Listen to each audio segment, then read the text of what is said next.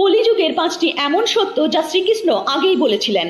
ভগবান শ্রীকৃষ্ণ পঞ্চপাণ্ডবকে জঙ্গলে পাঠিয়ে দেন আর তাদেরকে জিজ্ঞাসা করেন, তোমরা জঙ্গলে কি দেখেছো? যুধিষ্ঠির বলে, আমি দুটি সুরযুক্ত একটি হাতি দেখেছি।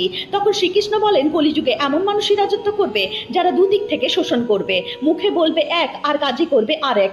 অর্জুন বলে, আমি একটি পাখি দেখেছি যার ডানায় বেদ লেখা ছিল, কিন্তু সে মাংস খাচ্ছিল। তখন শ্রীকৃষ্ণ বলেন, কলিযুগে এরকমই মানুষ থাকবে যাদের জ্ঞানী বলা হবে, কিন্তু তাদের আচরণ রাক্ষসদের মতো হবে। ভীম বলে, আমি দেখেছি একটি গাই তার বাচ্চাকে এত চাটছে যে বাচ্চাটির শরীর রক্তাক্ত হয়ে যাচ্ছে। তখন শ্রীকৃষ্ণ বলেন, কলিযুগে বাচ্চার প্রতি মায়ের ভালোবাসা এতটাই বেড়ে যাবে যে তাদের বিকাশ ঠিক মতো হবে না। সহদেব বলে, আমি 7টি কুয়োর মধ্যে একটি শুকিয়ে যাওয়া কুয়ো দেখেছি।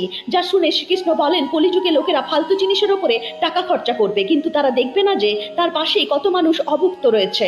নকুল বলে, একটি বড় প্রস্তরখণ্ড পাহাড় বেয়ে নেমে আসছিল আর তার রাস্তায় যা ছিল সবকিছুকে ভেঙে দিচ্ছিল, কিন্তু একটি